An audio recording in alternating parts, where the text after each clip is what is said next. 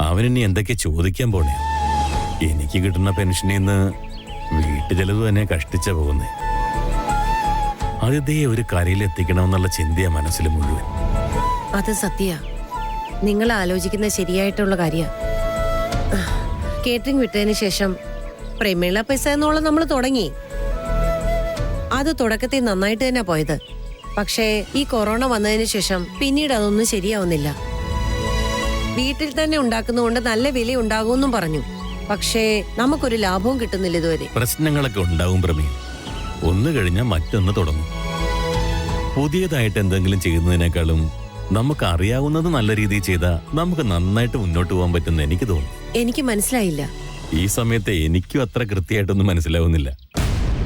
എനിക്ക് കുറച്ച് സമയം കൊടുത്താ എല്ലാത്തിനും ഒരു പരിഹാരം ഞാനുണ്ടാക്കാം. ഈ വയസ്സിൽ വീണ്ടും നമ്മൾ അധ്വാനിക്കാൻ പോകുമെന്നാണോ നിങ്ങൾ പറയുന്നേ? ജീവിച്ചിരിക്കുമ്പോ അധ്വാനിക്കാതിരിക്കാൻ പറ്റുമോ പ്രമീ? അത്രയ്ക്കും വയ്യാത്ത അവസ്ഥയൊന്നും ഇല്ലല്ലോ എനിക്ക്.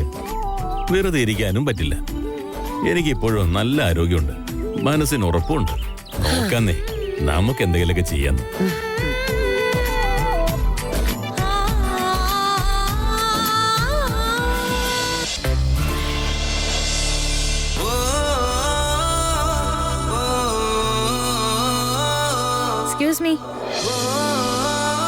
നേരത്തെ നീ ഓടിയ ഓട്ടം കണ്ടപ്പോഴേ അടുത്ത വർഷം നടക്കുന്ന ഒളിമ്പിക്സിൽ നീയാണ് ഇന്ത്യയെ റെപ്രസെന്റ് ചെയ്യുന്നതെന്ന് വിചാരിച്ചു.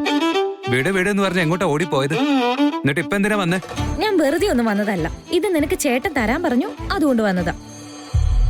നീ അകത്തേക്ക് വരാൻ പാടില്ല എന്ന് പറഞ്ഞ ലക്ഷ്മണരേഖ ഒന്നും വരച്ചിട്ടില്ലല്ലോ. ഉള്ളിലേക്ക് വാ. ചില സ്ഥലങ്ങളില് ലക്ഷ്മണരേഖ ഇല്ലെങ്കിലും ഉണ്ടെന്ന് വേണം കരുതാൻ. ഇവിടെ നീയാ രാവണൻ, ഞാൻ സീത. രേഖ ക്രോസ് ചെയ്ത് വന്ന എനിക്കാ പ്രോബ്ലം. സോ ഞാൻ ഇവിടെ തന്നെ നിന്നോളാം. നീ നിന്റെ ഡിസ്റ്റൻസ് ഒന്ന് മെയിൻറ്റെയിൻ ചെയ്യേ. ഇത് പിടിക്കും. ഈ പഴയകാല സിനിമയിലെ വില്ലൻസിനെ പോലെ നീ ഇപ്പൊ എന്നെ കാണുന്നത്. ഞാനെന്നാ അങ്ങോട്ടേക്ക് വന്നോട്ടെ? ഇനി മുതൽ അങ്ങനെയൊക്കെ മതി. നീ ഒരു പാട്ട് കേട്ടിട്ടുണ്ടോ? കുറച്ച് ഗ്യാപ്പിട്ട് നിന്നാൽ അതാണ് നല്ലതെന്നല്ലേ കാലം പറയുന്നതെന്നും. ഇതൊരു തരം അങ്ങനെയാ. പുതിയ പ്രണയകാലം ഒന്ന് വാങ്ങിട്ട് പോകൂ എന്റെ യജമാനെ. വെറും പൊട്ടിപ്പെണ്ണ നീ. എന്നോട് ഇഷ്ടമുള്ളത് കൊണ്ടല്ലേ എന്റെ എല്ലാ കാര്യങ്ങളും നീ ശ്രദ്ധിക്കുന്നത്. നിനക്ക് ഞാൻ കാണിച്ചു തരാടി.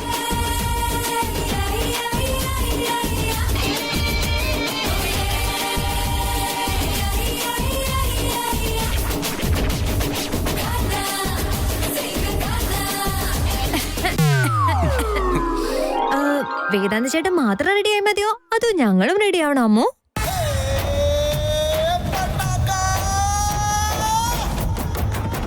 നശിപ്പിക്കാനായിട്ട് വന്നു. ഇവളെ കൊണ്ട് തോറ്റല്ലോ. ഞാന് ടീഷർട്ട് കൊടുക്കാൻ വേണ്ടി വന്നത് ചേച്ചി, അത്രേ ഉള്ളൂ. ഓ അതാണോ? ടീഷർട്ട് കൊടുത്തോ? എന്നിട്ട് വന്ന കാര്യം കഴിഞ്ഞെങ്കിൽ നമുക്കങ്ങ് പോയാലോ? ഓ അതിനെന്താ, വാ നടക്ക ചേച്ചി. ഇവന്റെ അടുത്ത് ഇങ്ങനെ സംസാരിച്ച് നിന്നിട്ട് എന്തിനാ? സംസാരിച്ച് നിൽക്കാൻ പറ്റിയ ഒരാള്. കൂടുതൽ ഡയലോഗ് ഒന്നും വേണ്ട, ഇതെന്റെ ചേട്ടനാ. അങ്ങനെയാണെങ്കിൽ നിങ്ങളുടെ ചേട്ടനെ വീട്ടിലുള്ള അക്വേറിയത്തിലോ സ്റ്റോർ റൂമിലോ ഒന്ന് കൊണ്ടുപോയി സൂക്ഷിച്ചങ്ങ് വെക്ക്. പുറത്തേക്കൊന്നും വിടണ്ട. ഇവനും നല്ലതല്ല, നാടിനും നല്ലതല്ല. അത് പറഞ്ഞത്. വാ.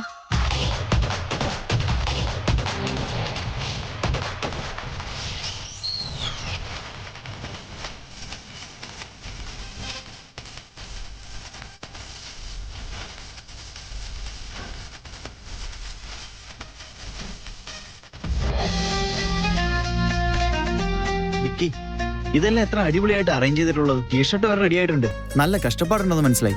എല്ലാം റൗഡി കൊച്ചിന്റെയും മാളിയന്റെയും കൂടെ പരിപാടിയാ.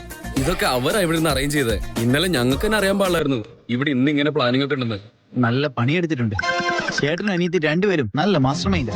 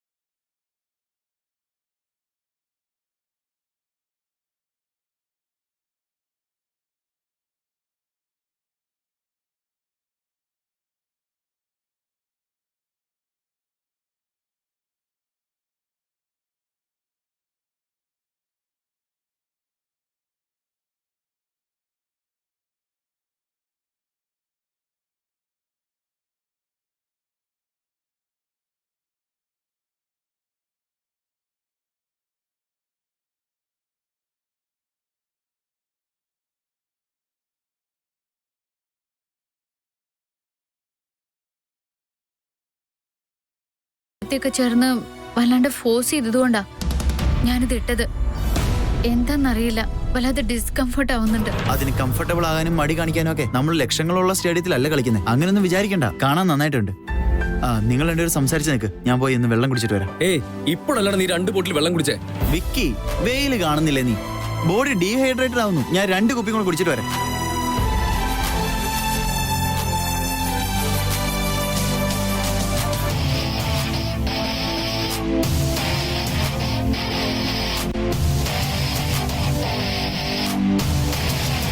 എന്നിവിടെ വിക്കി വെയിറ്റ് ചെയ്തോണ്ടിരിക്കാം.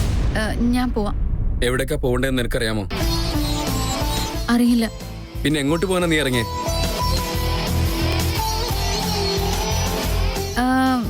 വേദാന്ത് ചേട്ടൻ ഇതേ ഫാം ഹൗസ് അല്ലേ വിക്കിക്ക് ഗിഫ്റ്റ് തരാൻ വേണ്ടി ഉദ്ദേശിച്ചിരുന്നേ? നിനക്കല്ല, നമുക്ക് വെഡിങ് ഗിഫ്റ്റ്. നമ്മളുടെ ഇടയിൽ ഈ പ്രശ്നം വലുതായത് നിന്റെ ഈ ആറ്റിറ്റ്യൂഡ് കാരണം. അതുകൊണ്ടാ എനിക്ക് വരാൻ താല്പര്യമില്ലാഞ്ഞേ.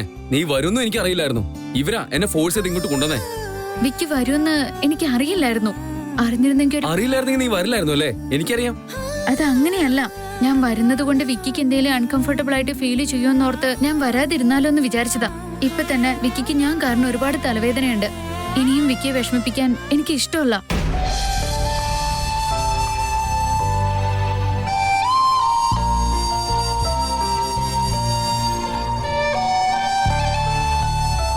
വാ,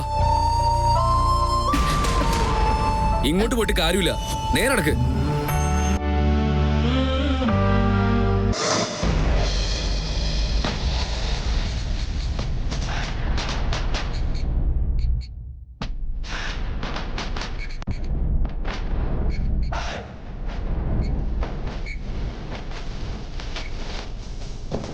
സുമേഷ്, നീ ഷോ കാണിച്ചതൊക്കെ മതി, അങ്ങോട്ട് മാറിക്ക്.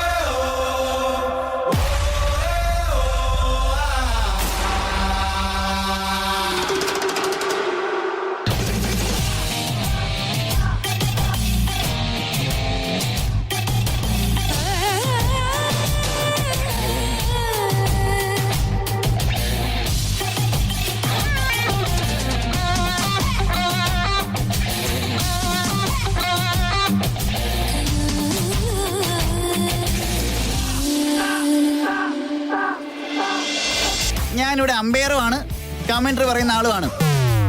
ഇനി കുറച്ച് സമയത്തിനുള്ളിൽ സിദ്ധാർത്ഥ് സാറിന്റെ ആഗ്രഹം പോലെ തന്നെ ഫാമിലി ഫ്രണ്ട്ലി മാച്ച് തുടങ്ങാൻ പോവുകയാണ്. ഇത് മുന്നേ നടന്നിട്ടില്ല, ഇനി നടക്കുമെന്ന് നമുക്കറിയില്ല.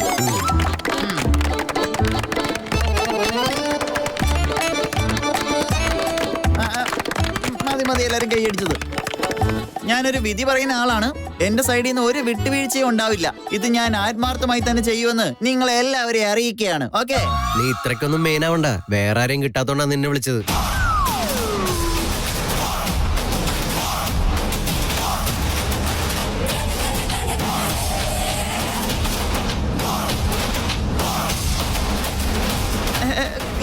കുഴപ്പമില്ല. ഈ എബിലിറ്റി മനസ്സിലാകുന്നത് വരെ നമ്മളെല്ലാവരും നോർമൽ ആളുകളാണ്. ഈ ചെറിയ ചെറിയ കമന്റ്സിനൊക്കെ തല പൊക്കി നോക്കാൻ ഞാനൊരു പൊട്ടനല്ല. പൊട്ടനല്ല, നീ മണ്ടനാ.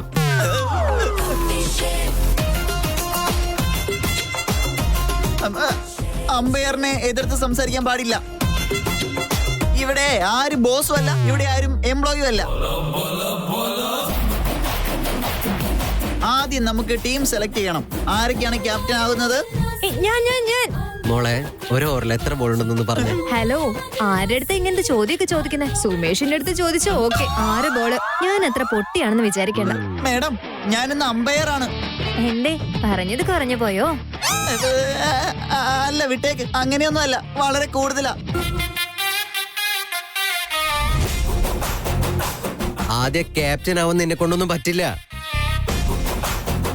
കണ്ണഞ്ചേട്ടനും സിദ്ധാർത്ഥേട്ടനും ക്യാപ്റ്റന്മാരാവട്ടെ.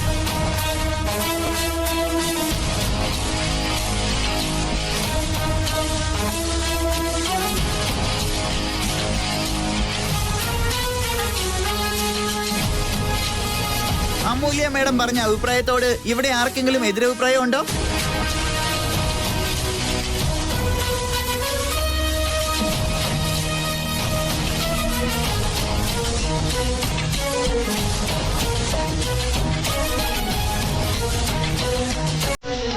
എനിക്ക് വേറെ പ്രശ്നമൊന്നുമില്ല ഇപ്പൊ. It's okay.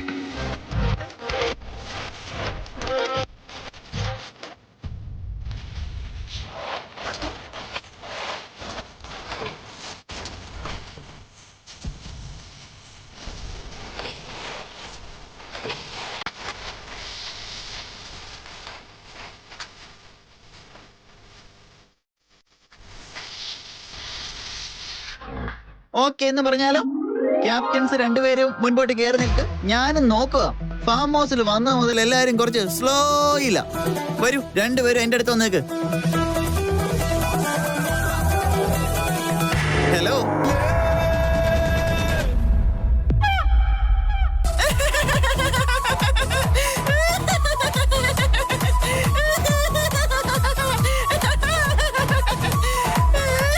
എടോ സുമേഷ്, സ്വല്പമെങ്കിലും സീരിയസ് ആയിട്ട് നിക്കടോ. താനല്ലേ അമ്പയർ?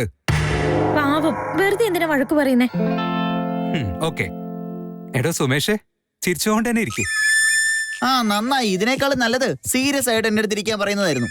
സംസാരമൊക്കെ നിർത്ത് സുമേഷ്. ഇനി നമുക്ക് ടീം ഇടാം. അളിയാ, ആദ്യം ഞാൻ സെലക്ട് ചെയ്യാം. നോക്ക് ചേച്ചി, ഇവനെ എത്ര കോമ്പറ്റേറ്റീവ് ആണെന്ന്. ആരുടെ അനിയനാണെന്ന് പറ. അതെന്തിനാ നീ ആദ്യം പിക്ക് ചെയ്യുന്നേ? അതിനിവിടെ ഞാനില്ലേ? അയ്യോ, അതൊന്ന് വിട്. മാച്ചിന് മുമ്പ് ഇങ്ങനെ യുദ്ധം തുടങ്ങി വെക്കണോ? ആദ്യം ടോസ് ഇട്. ശരി, നമുക്ക് ടോസ് ഇടാം. Coin please.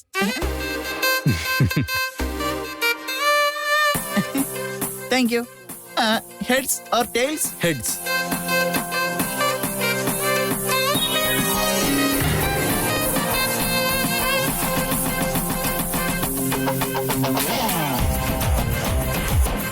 യെസ്.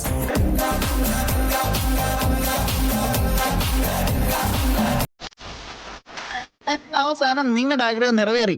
ഇനി പിക്ക് ചെയ്തോളൂ.